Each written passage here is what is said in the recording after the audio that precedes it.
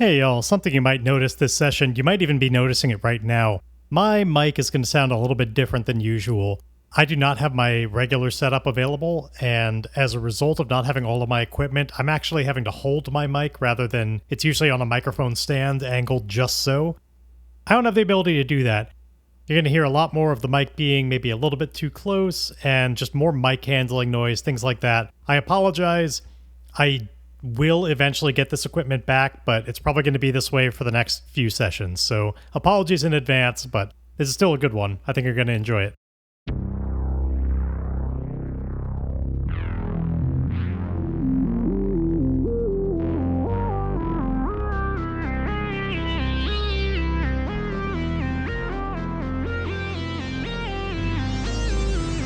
Stranded in space on a ship crashing into the atmosphere of an unknown planet, Emile Spencer knew that the only way to survive would be by his own wits and guile. He vowed that somehow he would find and slay the titanic cosmic beast that put him in this predicament, VY572. With every installment, we follow Emile's explorations and discoveries on this journey of revenge against all odds. I'm Midnight Jester, and this is the Left Behind Starforge series. Here's the thing about recaps at the beginning of the episode. They are probably more for me than they are for you, or at least equally, but this time in particular, I haven't actually been I haven't made an episode, I haven't played in this world in over a month, something like that. It's been a long time off with various things going on in my regular life. So it's the memories of exactly what went down are a little bit hazy. This is probably going to be the most just bullet point recap that I've done so far, but here's how I recall it. I know we learned a little bit about how Laztec was working with the people of Anubis for them to complete this project of bringing the Wooden Hearts world into this reality. We found out about that. I don't remember exactly how Emile learned about that. Something that some backdoor access to his old emails or some things like that I forget what brought it to the top of his mind, but I know that happened. I know that we successfully, and the only reason I'm knowing all this stuff is I'm literally just looking back through the rolls that I made in this chat log and being oh yeah, that was this, and then that was that. We successfully finally made a connection with Vert. He's one of our connections now. I honestly don't remember what was the moment that pushed that over into it being a thing. Oh, you know what? I think it was related to Emile just giving him his armor back or something like that. I think that was maybe what pushed it over. Anyway, we made a connection with Vert. We wrapped up the whole rescuing the prisoners thing, though that got a little bit complicated because Emile tried to plead with everybody that, hey, there's the one remaining ship down below. The, was that the Profit Margin? I don't even remember what ship name is what ship name. I think that was the Profit Margin. It was down below. It had the other Emile on it, and Emile pled with the entire crew, hey, please just leave him alive. There's something weird going on here. I don't know what. And he holds the answers. I don't want to cut off that avenue. And they were no. And then they blew up that ship, and it caused Emile some tremendous harm. Tremendous harm. He felt the pain of his own death in some form happening as the other Emile died, and he has been utterly traumatized ever since. Kind of in the background, while Emile was roughly catatonic, we finished off with a strong hit rescuing the prisoners. We developed a lot of our connections, because a lot of our connections are Vault Hunters, and it served their interests. Meanwhile, in the background, Emile kind of helped, but mostly other people went down to the planet and resupplied the ship. The Beowulf now has at least some supply. Just the one, but we're not unprepared, so that's something. And then a good portion of the session, while we were kind of making the journey in the background, it was just kind of implied we are heading back towards dropping Vert and Emile off on Cinder. Because I know that was part of the agreement, was that Emile and Vert would stay there with their own sickness and be stranded and kind of research secure, but they wouldn't infect anybody else. On this journey, Emile looked into and found out all about the plans that were going on between Laztec and Anubis, and he started putting together a package of information to just send to the Imperium, a kind of SOS of hey y'all, this needs to be brought to your attention.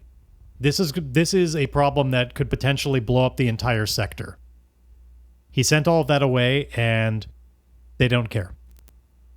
It's outside of the terminus. It's not their direct territory, and they're refusing to do anything about it. He could not compel them.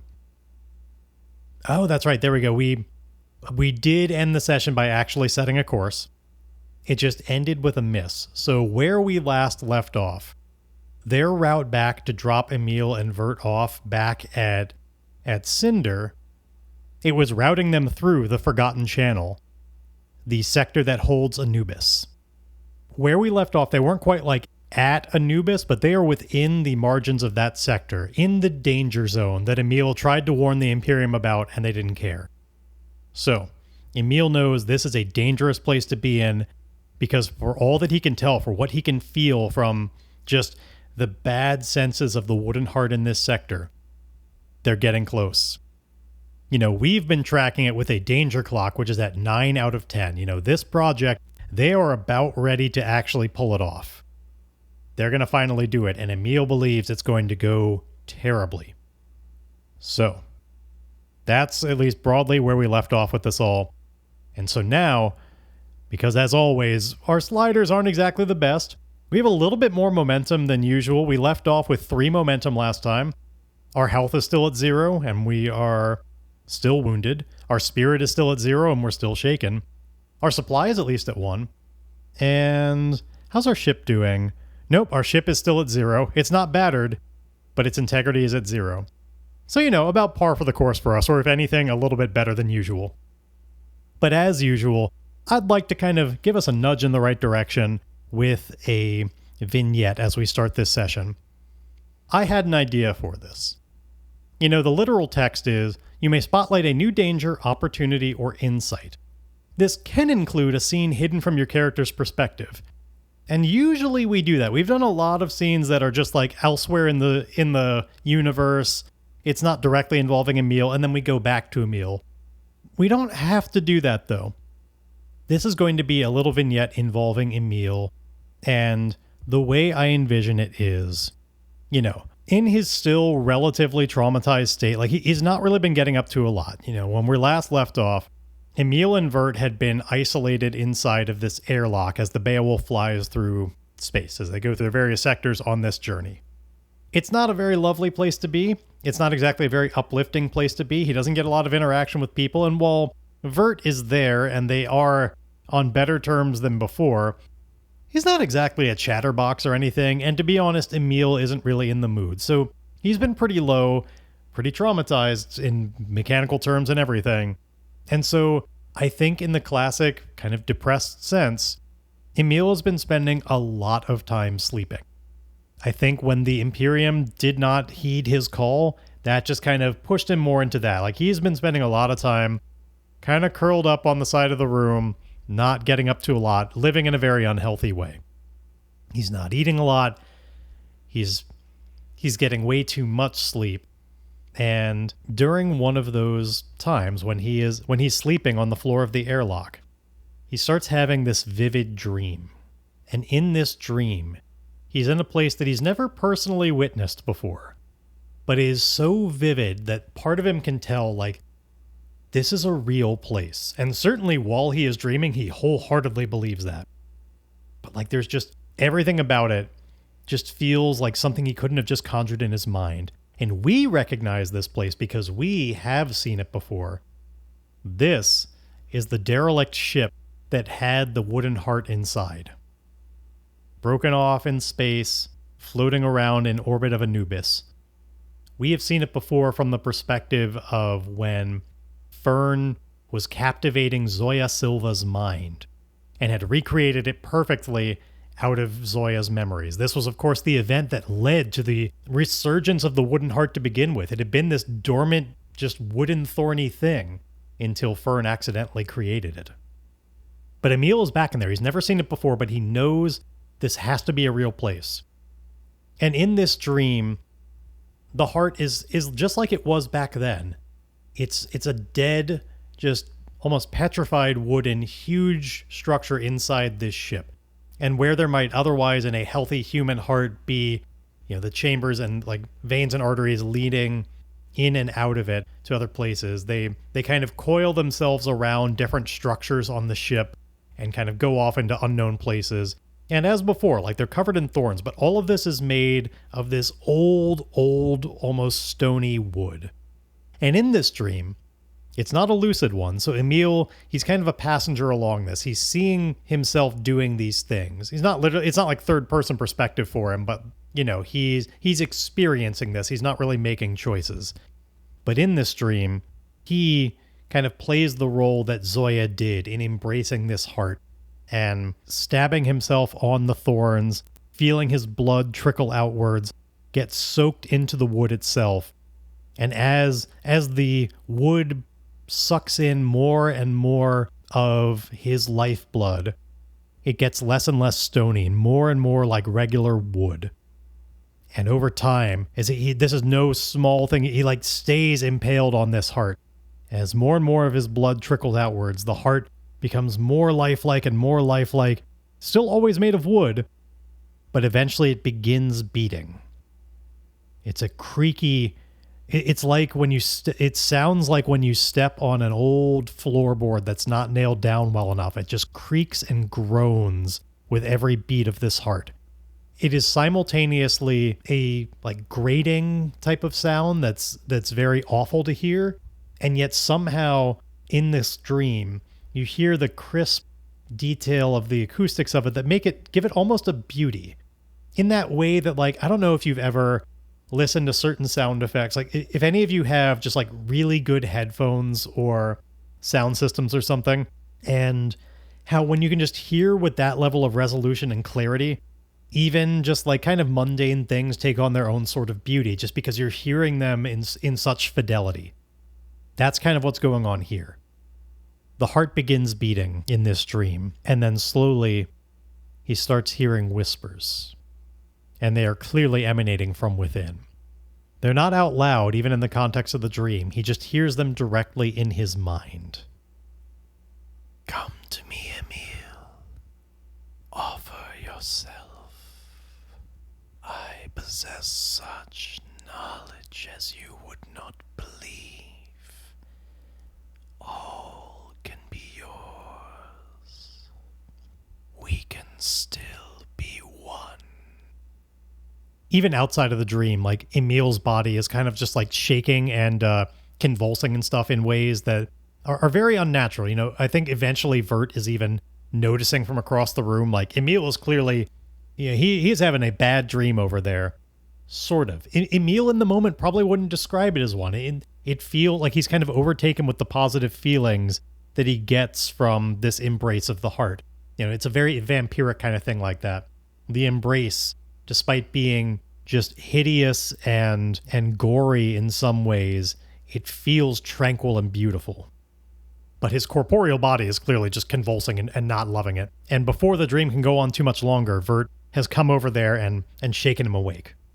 And, well, it's a little bit of a stretch because this is kind of a continuity of events that's going on, as opposed to the typical sort of vignette that has nothing to do with what happens next. I'm going to claim the dream part is the vignette, and now we're returning to play with Emile actually being able to take his own actions.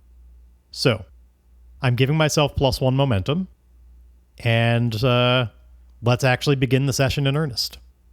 Vert has shaken Emile awake. And unlike a lot of the time, I don't think Emile is the type of person that really remembers his dreams very well.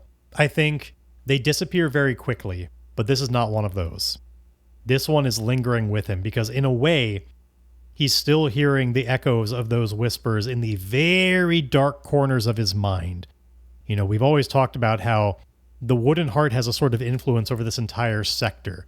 There's that feeling like it's always there, always influencing things. And now that he's heard these whispers directly, it's like the tail end of an echo that's still going on. If he focuses on it, he can just still make out the words, but it's going on loop, like it's not going away. There in the back of his mind. And so that's keeping the dream fresh in his mind. Vert shakes him awake, and he says, "That must have been some hell of a dream. Figured I'd do you a kindness and shake you out of it." And like Vert thinks like that's all it is, like just a regular old kind of nightmare. And he's like on his way back, about to like stand back up and head back to his own corner. Like he doesn't think there's anything more to it than that. But Emile stops him before he can go away, like grabs at Vert's forearm and keeps him from stepping away and goes, "Wait, don't, Vert. I've got a really bad feeling about where we are. Do you remember Zoya Silva?" And Vert hasn't thought about that name in a little while. The gears turn in his head a little bit, and then he begins to nod and says, "Yeah, that was the captain's name, yeah? The one who gave us all that trouble?" And like it's still weird for Vert to even say like us and our and things like that. Like the idea of considering the two of them working together it still has a weird taste for him. And we can see that on his face, but he goes, "That was Zoya, right?" "Yeah. Well, do you remember why Silva was such a problem? His glowing eyes, some kind of gobbledygook he had inside. I don't remember exactly what was going on. What he had a connection to some kind of this being called the Wooden Heart." "Yes, that's what it was. Now, okay, when you say it out loud, it sounds familiar. Were you having a dream about Zoya or something?" And then like Vert looks over at a screen and sees kind of like their coordinates and stuff and realizes like, oh, I guess we are getting kind of close to where that all went down. Was that what your dream was about? "Vert, this is not just about a bad dream. There's something going on here that puts everybody in danger. Okay? It's huge. The captain, Zoya, whatever you want to call him, that connection to the heart, it's not over. Okay? We never did anything to really stop it. Didn't you flush him out in airlock or something? What are you worried about? That wooden heart that he's connected to, I don't know how to explain it. I just know it's all still going on. He's alive. Look, soon enough we're going to be nowhere near any of this place, even if he is alive. We leave him behind. It doesn't matter. Silva must have bigger things going on than this anyway." And Emile says, "Yeah, he does. That's the problem. Look." And he starts making a display with his comlink to demonstrate everything that he just put together for the Imperium to show Vert like this is what they're doing.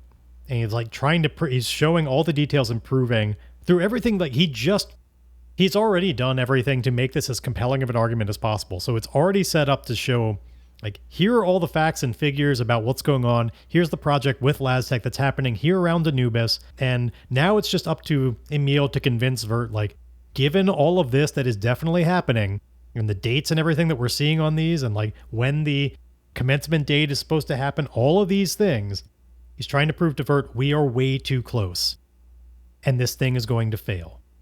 And so this is going to turn into a big compel move because Emile is going to try and compel Vert to say like that they need to do something about this because they may not even be able to escape. It's going to be such a wide thing. Like they may have already run out of time. But before I do the literal compel move, I want to secure an advantage here because I think Emile, he needs to open up to Vert to tell him all about what happened with LazTech, like his time there and why he knows. Like he's going to violate his NDA all over again, but what does that matter? He's going to make it clear, like, this is what happened back in the day. These have been these problems, and this is why I know, like, nothing has changed. This is what happened then. This is what they're doing now. It's going to fail. So I'm securing an advantage first to convince Vert that Emile has insider knowledge on this and like that he really should pay attention to what Emile is saying. So this is securing an advantage. I'm kind of between hearts and wits on this. I'm going to be nice and let myself say wits because part of how this is going to work is Emile's ability to get into all the nitty gritty about why this is the same situation. The compel roll is certainly going to be a hard thing, as it always is, but I think this is Emile's opportunity to demonstrate and prove, like, I'm not just making this up. I have intimate knowledge of this by recalling all the details as best as possible and using that to tell a compelling story. I think you could definitely still make the argument that this is more hearts than wits, but Depending on the dice, maybe it won't even matter. So, secure an advantage with wits as Emile tells Vert all about his time with Laztec. I'm not going to roleplay it all out, but that's what's happening here. Okay, and either way, whether that had been heart or wits, this would have still been the same weak hit. So, we have an opportunity here. Either take 2 momentum or add 1 on our next move. We can't do both. This is a bit of a tricky one. Our momentum is at 4 right now, and it can only get as high as 7. Or we could take 1 on our next move, and which is the compel move. And I think in this case, I'm going to take the 1 on the next move. Let's just try and make this compel work as well as possible. So I think what this all represents is Emile has definitely proven that he knows what he's talking about with this explosion and everything, and that he has good reason to believe that this is going to explode again, that nothing else has changed. It's not a strong hit, though. Like, Vert isn't fully convinced that Emile knows for sure nothing has changed about this. So, like, he's kind of convinced, but not fully that there's no way... Like, for one thing, I think the missing piece is Vert is not convinced that there's no way they could outrun it. That, yeah, he might be pretty convinced that this is probably going to go wrong and it's going to be a huge explosion, and he trusts in the calculations because he can't do it himself, and it all seems reasonable based on these, like, Emile shows, like, simulations and stuff, and so it doesn't seem like something Emile could just easily lie about. So he kind of trusts in that part of it, but he doesn't trust that the Beowulf can't just outrun it, because they don't know exactly when it's going to happen. Like, Emile can't prove various little things like that. And so actually compelling Vert to be like, hey, we need to stop and do something about this, I think that's going to be the next step. So Emile, given all of that, he says to him, I don't think there's enough time. But I know I've seen in my dreams the wooden heart itself. I think I know where it is. And whatever they're doing here, it relies on the heart. If I go to it, if we stop there, maybe we can stop this from happening. Save whole worlds. I mean, I know I promised we wouldn't go anywhere until we found the cure. I understand how important that is. And Vert's brow was like already kind of furrowing, seeing where this is going. He's starting to wonder if this is Emile trying to weasel out of the agreement. And Emile goes, I know we promised that, but wasn't the whole point of that was to save lives? How many lives are on Anubis? Right there, which will certainly be caught up in the explosion. So many people could be passing through the sector that we don't even know about. The number of people that could die is far more than I could possibly ever infect by interacting with them. And what's more, I don't think I even need to go down to Anubis necessarily. We could stay in the ship or just go to the heart directly. And maybe the heart itself can be stopped. There's please believe me and help me convince this ship to divert course so that we can stop this utter travesty from happening. Please. We have to do this. I can't know that this many lives are in the balance and do nothing. Please. It's all right. This is definitely a heart roll based on all of that. And as we determined, this is going to have a +1 on it. That was the option I chose. So let's see how this goes. All right, even with the +1, it's still a weak hit.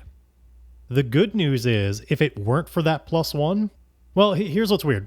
So if I had taken the momentum, it would have been a miss, but I could have used all that momentum to make it a weak hit. This way, the +1 made it a weak hit, but at least we get to keep all this momentum, I guess is what I'm saying. We kind of would have been in the same place either way. So it is a weak hit, which means, of course, Vert is swayed at least somewhat. He'll do what I want or agree to the conditions, but the agreement comes with a demand or a complication. Envision their counteroffer and take 1 momentum. Here's what I think it is. Vert agrees that, this situation should probably supersede their agreement. That, yeah, Emile is correct. It was all about saving lives, and he does believe that at the very least, everybody on Anubis is going to die. He's convinced of that much. And so it's kind of a, they're already dead, how much worse can it get? He's convinced of that. However, the complication is there is no way that Vert is going to risk the Beowulf and everybody they just saved on doing this thing. Like, this is a problem of Emile's creation. I mean, I don't think Vert knows all the details on how it came to be, but Vert still believes they can outrun it. So the counteroffer is, I see that you're trying to do the right thing. I think you're crazy. I don't think there's any way that you're going to be able to... If this heart is as powerful as you make it out to be, I don't know how you expect to stop it from doing what it's trying to do. Look in my eyes. And I think Vert does his truth thing. And Emile looks into his eyes, and he willingly, he volunteers it and says right there that, he makes it clear, everything about this, Emile is not up to anything else. He is trying to stop the wooden heart. And he's trying to save lives. Vert compels that from him with 100% certainty, and then doesn't pry for anything else. And you clearly mean what you're saying, and it supersedes it, but I can't risk all these people. I don't think you're going to be able to stop a damn thing, but your life is one that you can risk. Certainly done it in the past plenty. If you want to go out there and confront this wooden heart, confront Zoya Silva and all of this shit, if you think you can stop it, you can go do that. But the rest of us, I think the best move is to just try and beat the explosion. Beat feet, get out of here as quickly as we can, and won't be our problem. Too many of my people have died already. We finally escaped it all. I'm not going to risk it all the more. Well, if you drop me off there and leave, how am I ever going to get out there and get back? Emile, I think getting back is going to be the least of your problems, if I'm honest. I think you cross that bridge when you come to it. And well, I know you've pulled it off before. Do whatever the hell it is you do to just keep fighting. Keep finding a way out. Ironsides came here in a spacesuit that had its own kind of propulsion system on it, yeah? Yeah. We'll get that back here for you. You get that suit on. When we get near Anubis, if you're sure this is what you want to do, take that suit and go over. Do what you gotta do. Maybe we'll cross paths again someday. And Emile mulls over all this information and says, if that's the deal we have, then that's the deal we have, and I will do it. This has got to be stopped. So, I'm going to take the one momentum now, because I'm going to take the one momentum now. We have envisioned the counteroffer, and it looks like Emile is going to take it. So we're up to 5 momentum, which is nice. We're starting to get somewhere on that. I'm going to skip ahead now, because I don't think there's anything else that's interesting that's going to happen between now and then. Emile has committed himself towards he's going to stop the wooden heart. I'm mulling over in my head if that is worth one bit of progress on ridding Emile or in front of the wooden heart. I think maybe I will give it to myself when Emile has actually successfully gotten there. He's going to put the suit on. He's going to have a little bit of spacefaring to do to get there successfully. I think when he successfully gets to the place where the wooden heart is, that'll be worth it. So the moment comes. They continue this journey. The Beowulf is now kind of its own actor. It's not going to work on Emile's role, so I'm not going to have it roll for anything. It just continues its journey. It gets close enough to Anubis to be in its sphere of influence. It's generally around. Emile could certainly do what he can to get nearby. There's definitely some time between that last scene and now. Some things have happened, but we get to that moment. Emile has suited up. He said his goodbyes to Vert. He thanks him again, and he apologizes again, saying, I really hope that we're going to see each other again, but it really doesn't seem all that likely right now. So, assuming this is the last time that I get to say anything to you, I just thank you for understanding, and I'll never be able to stop apologizing for all the things that have happened between the two of us. Also, for whatever it matters, and I don't know if anybody respects this or not, but given that the Beowulf had last been officially given over to me, I'd like to officially give it over to you. You're the captain of this ship. You're the owner of this ship. I'm glad it's back in Vault Hunter hands, and I just ask that hopefully if I get the opportunity, I can get a ride on it again. And we're going to do this as a connection move. We've got one of the developer relationship things is certainly giving them something of worth. And between that and all of the like sharing a profound moment that we've had, I almost consider giving myself 2 of these boxes. I'm just going to do 1. I'm not going to be that nice. I want this development with Vert to still take more time. But Emile, he gives him over all the access codes and everything. Like, this is his ship. I think it's done in a technical way such that, like, Vert could prove that to somebody else if needed. Well, I appreciate it, Spencer. I don't know how much difference it's going to make being the captain inside of an airlock, but, well, thanks. I'll do what I can from here. Which brings us, again, forward to the moment where Emile needs to leave this ship. Now, here's the awkward thing, it occurs to me. One would do this by leaving the airlock, which they're both inside, and Vert doesn't want to... And Vert would not want to go in and risk the rest of the Beowulf. So, like, they're both inside the airlock when this happens, and we've previously established Vert's suit does not have any ability to seal out atmosphere or anything. That was something Emile had jury-rigged, which has now been undone. There is no welded-on helmet anymore. So I think in this moment, where Emile's going to face danger to try and, like, leave the ship, the important stakes here are all about the timing of Emile being able to do this quickly enough so that he's not risking Vert's life. You know, they need to be able to get in and out of the airlock quickly, or well, he does. Emile's the only one ideally leaving. I think Vert is going to be, you know, with his power armor and everything, holding on with super strength onto something in the room so he doesn't get blown out the airlock as well. And, you know, hoping that Emile is out before all the air in the room has been, like, blasted out, you know, while there's still stuff in there and he doesn't even need to hold his breath. If Emile is right by the opening, hopefully he's out quickly and it's not a problem. And the reason why this is a face danger and not just, oh, of course that can work, Vert is not going to be able to close the airlock himself. He's going to have to hold on as best he can. Use it like he's going to have all of his focus on just holding on and not getting blasted out himself. Emile is going to have to close it from the outside. And so this is about Emile's speed, mobility, and agility to be able to pull that off without something bad happening to Vert. So let's do that first face danger here as Emile blasts himself out of the airlock and tries to close it in time. This is definitely going to be with edge. I consider whether there's any like secure and advantage opportunity here. Like they definitely have the time to do it, but what would they do to secure this advantage? Is there anything Emile could set up to make it more likely? I guess he could set up a kind of like automated system. Like we know that the thrusters on this can be controlled by a computer.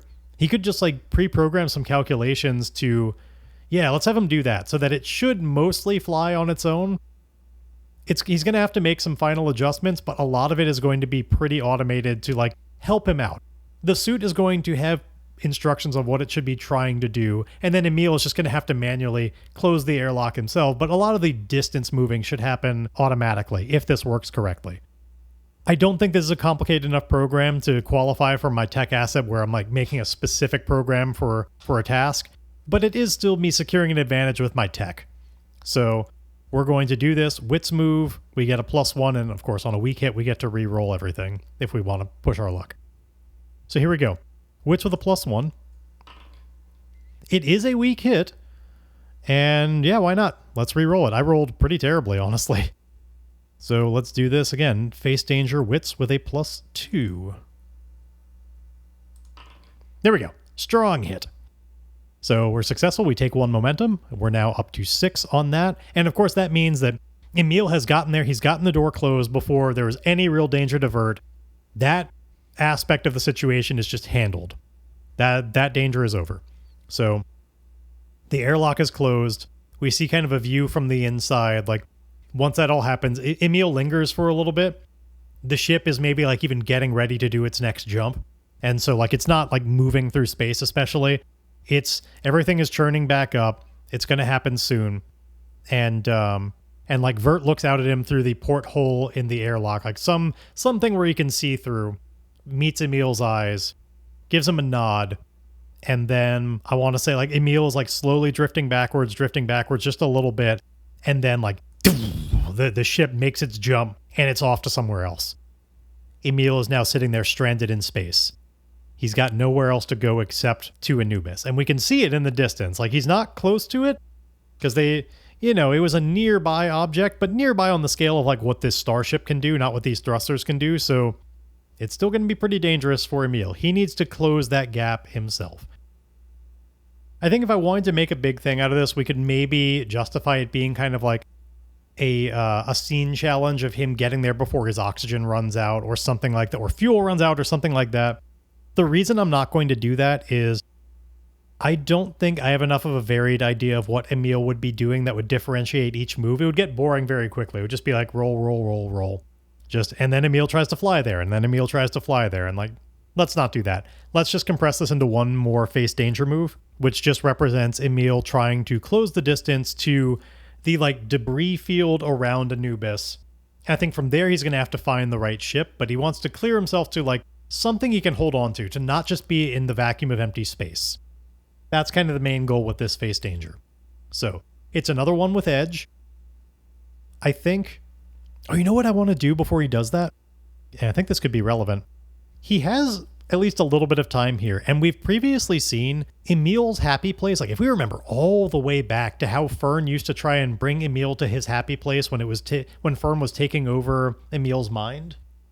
Back when they were much more at odds with each other. Emile's happy place was kind of imagining just floating weightless in space, looking out at all the beauty of it all around. And so I think what he is going to do, I'm going to give myself an opportunity to do one of two moves. Either I can meditate and gather the like EMP energy, or I will allow myself to have the moment, since this is my happy place, to make a recovery. If I just sit out here for a little bit and use up some of my oxygen and just waiting, maybe we can hearten out here, because this is finding a moment of peace.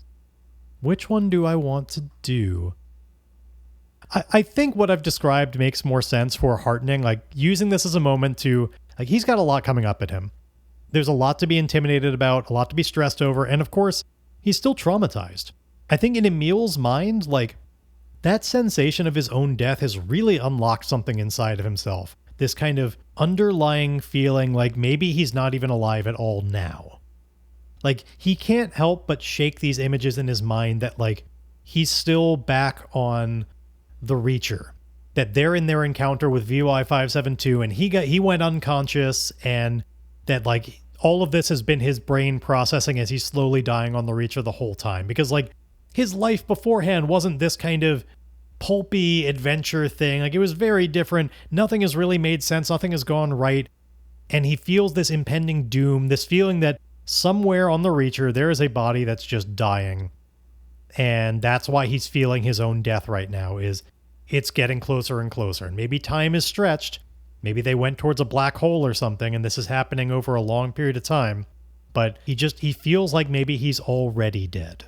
And it's too late. And he can't shake that thought a lot of the time. And so this is the moment when he's in his happy place, when he's going to try and just take in the beauty of it all and accept that there's no way to ever know that.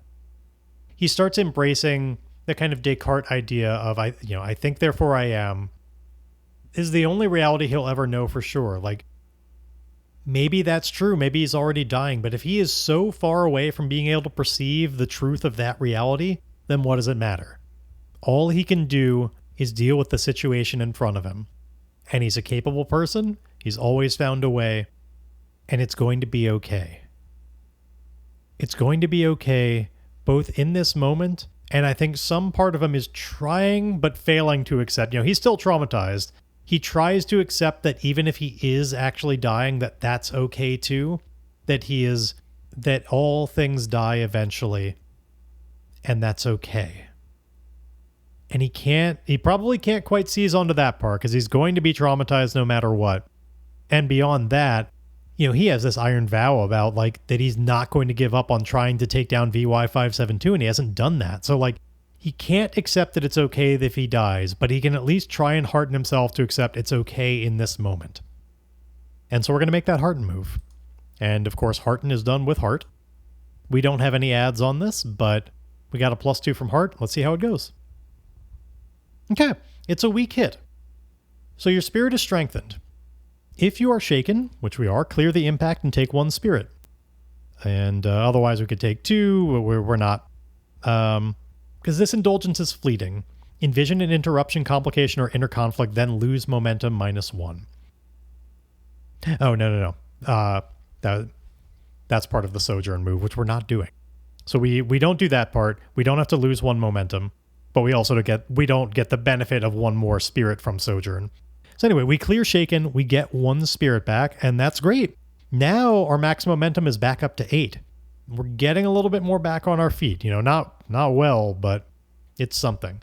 So he has this meditative moment, and much as I might like to still stick around and charge up this EMP, I think he's accepted that there's just not time to keep doing that.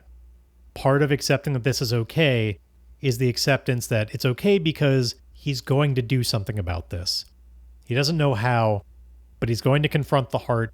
Like, some part of him thinks, based on this dream, all parties want him to come there. But he assures himself he can come out on top. He doesn't know how, but he can do it. And then it's time for him to try and make that edge move I was talking about. We need to get ourselves back in orbit around Anubis, where he can latch on to something and make his way towards the Wooden Heart itself. I think it's all too far away, and he doesn't have the nav data ready. He doesn't have access to the ship's computer or anything, so I don't think he has things he can plug in to use his computer to better be able to do this. I think this is just going to be on him. At best, I could maybe justify him having a way to computer stabilize himself or something, but I don't think he has the time. I think let's just do the face danger. This is with edge, no ads, and we get strong hit with a match. Now, it is a double 1 match, to be clear. It's nothing that good, but hey, we're successful. We take 1 momentum, which is great. We get all the way to the outside of Anubis without incident. It's pretty much a straight shot. There's nothing there. But we do have a match. It's just a tiny little match. It's just 1. But it's a strong hit with a match. So what do we want that to be? What boon does he get? It could be as simple as just I'm thinking on the level of one of my meters gets 1 higher. Do I get just an additional 1 momentum, which would max me out? Maybe even without meditating, we're just exposed enough to some of the same kind of radiation. As we get closer, we see this giant ring, the construction project they're working on. Maybe some of it has its own radiation that's actually charging up my EMP. We could take 1 on that. Maybe I get 1 more. Getting 1 more spirit feels a little bit that's a little too high, I think. I think that's a reach. But I think either the EMP meter or the momentum meter, I think I'm going to go with momentum just on the justification that he gets there even faster than expected. We've maxed out our momentum. Just a nice, slightly better strong hit based on it being a double 1. Oddly enough, all of my dice were 1, so it was a match across all the dice. My D6 was as well, but it's not hard to beat 2 1s. In fact, any of my stats would have beaten that. No matter what I'd been rolling, it would have been a strong hit with a match. Anyway, we are at max momentum. Emile has made it to... We talked about how it's got kind of an outer ring of just this debris field of all these discarded ships around Anubis. They're kept around as scrap just in case, and all abandoned for various reasons. And we don't know enough about the people of Anubis to know exactly why. Though we've learned a little bit more about how they make poisons and stuff out of old iron that's had vows on it. Maybe they keep these ships in orbit in case they need more iron for their rituals. There's a lot of just good iron in here. Maybe some of them have iron that has had a vow sworn on it that's around that they keep nearby. Maybe some of it has already had all of that scavenged out of it. And so I think they have their own catalogs of what's up here and why, and there's different sections. And to an outsider, it's all the same. It's all just wreckage and debris. Emile doesn't know anything about that shit. He needs to find the proper ship, and of course, he's never been to it. He knows what it looks like from the inside from his dream, and it was so vivid, and he's it's kind of replaying in his mind because of the ongoing whispers, which are getting louder and louder as he gets closer. Still not, it's not so he can use that as a compass. He can't just be okay, where do the whispers get the loudest? The heart is not making it that easy on him. Clearly, he still needs to at least somewhat prove himself. He needs to get there on his own. It's kind of I can only show you the door, you've got to walk through it sort of thing. But I think what Emile can do is maybe try and secure an advantage here to like really like close his eyes and think back through his dream as best as possible, all the details that he has, and start calculating like what stars could he see through the wreckage, things like that, and then using his computer to map out, okay, then it must be this angle, and like eliminating possibilities from this debris field so that there aren't as many to look through. If you can tell, I am trying to do everything I can to make things tech-based because I want Emile to succeed here on all the things. Like, we got to give him a break. He's got to finally pull out of this nosedive we've had him in. So, with all that in mind, is this a complicated enough function that it qualifies for that aspect of my tech? I think that it is. And here's why. I think, Emile, the program is doing a couple of things.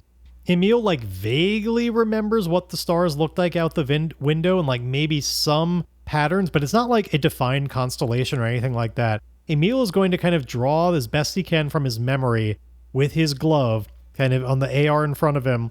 Like there was a star here and here, and he's like making the pattern. This program is going to have to analyze that pattern, analyze all the stars around, figure out like, okay, that looks like it maybe corresponds to these clusters out here. These are possibilities, which means these are the debris possibilities that could maybe see that. And it's like, it's a complicated series of interpreting his data and making reasonable assumptions since he is imperfectly recreating what the stars even looked like. He is then also going to feed into it information about like the material of the walls that he saw and like what model of ship it would have to be based on what he recalled seeing. Things that I can't really fully describe, but Emile knows ships better. I think I'm willing to say this is a complicated enough program. So we're going to secure this advantage. We are getting to add +2 to it, and we get 1 momentum on a hit. Granted, we're maxed out on momentum, so that doesn't matter. And then, of course, this is the thing where I'd be able to re-roll any dice I want to when we actually make the move to find the ship and get there. That would be just like one roll that I would do. So anyhow, secure an advantage. This is with wits, and we get our +2. And we've got a nice high momentum. Let's do it up. Very much a strong hit. In fact, I didn't even need the +2 to get there. We had a total of 11 on this versus a 1 and an 8. We would have been fine. It's the shame of it all is, of course, this is secure an advantage. We'd be able to have 2 momentum and everything. Like, we've got so much excess momentum right now. I probably should have just taken it as EMP, but it's too late. So we take 3 momentum that I can't get, 2 from the move, and 1 that from the fact that we're using this tech asset. And then we get to add 1 on our next move, which is, of course, a move that we will be able to reroll any dice if we want to. So let's do that one. This is also going to be based on wits, right? I mean, no, I'm not going to be that nice. I'm going to say this is an edge move because it's still about Emile getting there quickly enough before, he could look at all these ships and eventually find it. But can he quickly enough use this information to get to the right place before his resources run out? This suit is only going to provide him oxygen and fuel for so long. So facing danger with edge with a +1, but because we're utilizing this program, we have the ability to reroll anything if we need to. And we don't need to. It's a strong hit already. 9, this is the second move in a row I've rolled a 6 on my action die, which is great. They rolled a 9 versus a 5 and an 8. So we're successful, and we take 1 momentum once again. Now, I said before, when we reached the ship, I was going to consider that 1 progress towards ridding Emile and Fern of the wooden heart. So, for reference, we are now finally up to 5 progress on that. We haven't looked at that in a little while. It's been stewing in the background for quite some time. Emile gets himself to the ship in plenty enough time before he's run out of, that wasn't even a weak hit, so he's still doing pretty well on oxygen and fuel. Because a lot of it is just coasting around. He doesn't have to use too much constant fuel. He gets to the outside where there is still a functional, where the airlock would be. And when he gets there, the airlock opens up for him. He doesn't even have to do it. He takes one last deep breath knowing, he's going into the lion's den here. He goes inside the airlock, closes his eyes, and waits for it to kind of open up for him on the other side, knowing, he is not in control of this situation. But once again, focusing on it's going to be okay. The other side of the airlock opens up after, everything has been cycled appropriately. And it's, there's a bit of an empty corridor. It's dark in there, but there's there's kind of like one light at the end of this long empty corridor, illuminating the empty door opening to a big chamber. And like, for all that I always use Star Wars scenes and metaphors to try and like make it clear what we're seeing here, like beyond that door, we're doing this is the Emperor's throne room, right? Like at the far end of it, there's maybe the big window that Emile was able to see in the dream, where he was able to see stars, that how we were able to navigate here. In front of that window, we have the currently beating slowly wooden heart. It is in its wooden form. It is making that same kind of creaky, squealing sound we heard in the dream. We can hear it in the distance, but now through the actual ears, not just in the mind. Standing in that room next to the wooden heart. As long as we're doing Star Wars metaphors, here's our Darth Vader. I mean, it's Zoya Silva. He's got his green-eyed glow as usual. You know, he's fully embraced the heart and everything. He's looking maybe a little like taller and brawnier than last time we saw him. It's on that level where like it's within the realm of human possibility, but like he looks bigger than Emile remembered. Like he's just becoming more than a simple mortal. There's something more to him now. It seems that at least some of the heart's promises of power have been delivered. He towers there at the end of this room, visible through this long hallway. And like we're only just seeing glimpses of this from beyond. Emile cautiously creeps more and more forward to this, eventually coming into the room, and as he crosses through the threshold, the heart speaks to him, but through Zoya. Emile Spencer, we cross paths once again. And I think Emile, being less completely aware of exactly how this all works, wants some clarity on this and just says out loud, Am I speaking with Zoya, or am I speaking with the heart? And the heart gives like a like harder contraction, and like we hear kind of a little bit of a cracking of the wood as it does this like more firm beat. It's like a loud thunderclap in the room. It's almost painful to hear. And Zoya says aloud, You speak to us both, but you hear from the greater being. A being whose name you have not yet earned the right to say aloud. Emile kind of nods and everything, and he tries to steal his resolve a little bit and be like, I'm not going to be this like cowering muling thing. I come here with my own purposes. Yes, this is all very impressive and very powerful, both of them, but he doesn't want to show that. He doesn't want to show how intimidated part of him is on the inside. So he like straightens up a little bit and like looks. He doesn't look Zoya in the eyes. He looks at the heart instead when he's speaking, and he like clears his throat and says, You came to me in my dreams. You whispered to me offers of great secrets if I were to come here. You have my presence, but I need you to speak very plainly. What is it that you offer to me? Why have you brought me here? And, you know, this is like a god he's dealing with functionally. Like, I think even simple things that I might not otherwise make him roll for, he's going to have to roll for. Like, the god is going to be in control here, unless Emile seizes control from him. So even though this is something that like the heart wants to divulge, even though like it brought Emile here for a reason and is making this offer, any amount of trying to seize control of the situation from the god is going to be met with resistance. So this is going to be a compel move. And just as a quick side note, for those of you playing your own games, this is one of the ways that I feel like a system like this allows you to try and represent like differences in power. You know, it's always about the choice of when is something worth a roll. And I am choosing to make more things worthy of a roll here to demonstrate how much of a contender this being is and how resistant it's going to be towards Emile having control of the situation. So anyway, we're going to make a compel roll here. This is definitely about bartering. He's not being threatening or anything. He's not swindling, nothing like that. This is a heart move. Emile wants to barter for this information.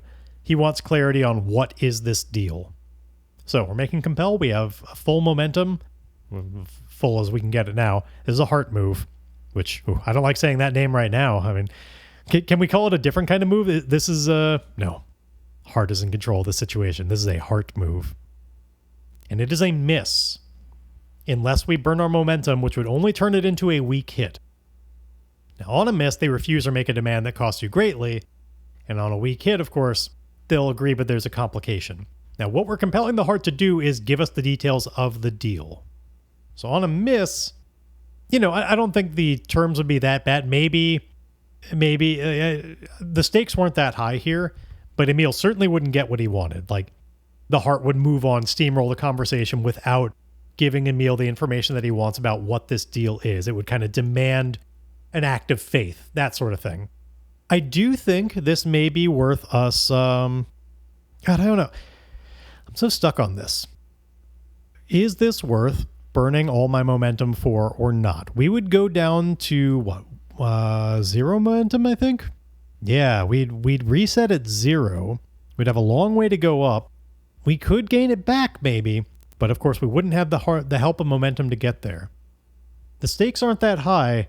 Maybe Emile should be willing to just accept he does not have control of the situation. I'm going to live with this miss here, rather than burn it all for a weak hit. So Emile tries to coax this information out of the heart, tries to get it to be plain about what it offers. And I think, it'll respond, but it's not going to give him the specificity he wants. It responds through Zoya. Do you doubt my knowledge and power, even feeling it now before you in this room? And it gives another thunderous crack as it contracts hard. I have everything to offer. Everything to drive someone with aspirations such as yours straight to your goals. Make no mistake, Emile Spencer, your life is in my hands. Frankly, you should be cowering and pleading. So it's clear, the heart is not going to tell him anything more about what specifically he gets out of this. Not without changing the situation considerably, but he can still maybe learn some other things. I think he has one other main point of suspicion right now, which is that, he says to the heart, I don't doubt your ability to offer great things, but it seems to me that when we last left, we were not exactly on very great terms. And yet now, you offer working together, even if in fealty. He quickly adds that in as he can sense the heart about to crack one more time at that idea that they're working together, even if in fealty. You suggest being on the same side together. I'm no fool. What is in this for you? Why do you need me? If this is a trap, why have you not already sprung it? Your servant is right here. I have no doubt that he could slay me. What is this if not a trap? That's another compel move. He's asking for a very different amount of information. What is in this for the heart? So I'm going to make it. So once again, a heart move. Let's see if he does any better about this. This one is a miss versus a 10 and a 9. This was so close to either a double 9 or a double 10 miss of the match. My momentum is not high enough to cancel any of this. So, once again, the heart is in control of all these heart moves. It refuses to answer Emile. Maybe even what Emile has said has kind of resonated in a way that brings something to mind of, Emile said, if this is a trap, spring it. Your dude is here ready to kill me. And so through Zoya's mouth, the heart says to him, such wisdom from a mere mortal. Perhaps my vessel here should slay you. In fact, I change the course of this offer. If you want the knowledge and power that I have, you must earn your right to be my new vessel. Fight Silva to the death. Earn your place at my side. And then a somewhat different look takes Silva's face as his eyes glow that little bit less. They always look a little bit weird and influenced by the heart, but more of his consciousness takes hold of his being, and he starts lumbering towards Emile, ready to just earn his place, to maintain his position at the heart's side. He is ready for this fight to the death. This is definitely going to be a combat between Emile and a person who is lumbering and huge and powered up by the heart. As for whether Emile is going to be able to actually survive this combat, well, that's a question for next time. You know, every time I do one of these, when I get back into it, there's always a lot of anticipation, fear, activation energy to get through to do this thing that's very fun to me. Like, I love this game, but every time I dread getting started because I feel like I'm not going to know where to go with it. I'm not going to be able to make anything interesting. You know, all the self-doubt creeps in. This is the first session in a long time that I hit record and I just kept going. I never had to stop recording to think about more about like what I wanted to do. Now, in fairness, some of that is because, admittedly, I mentioned in the last episode, I've actually thought a lot about how this might go, and while I've been respecting the rolls of the dice, a lot of it is going the ways I've been... I thought about a lot of possibilities, and so far it has not strayed from that far enough to have to worry. I've been able to use a lot of that forethought. Anyway, it's been wonderful to get back to all this. Thank you for listening, and of course, we have some prompts to do. Now, oftentimes when I try and think about what the prompts are going to be, I use things that are going on in my regular life.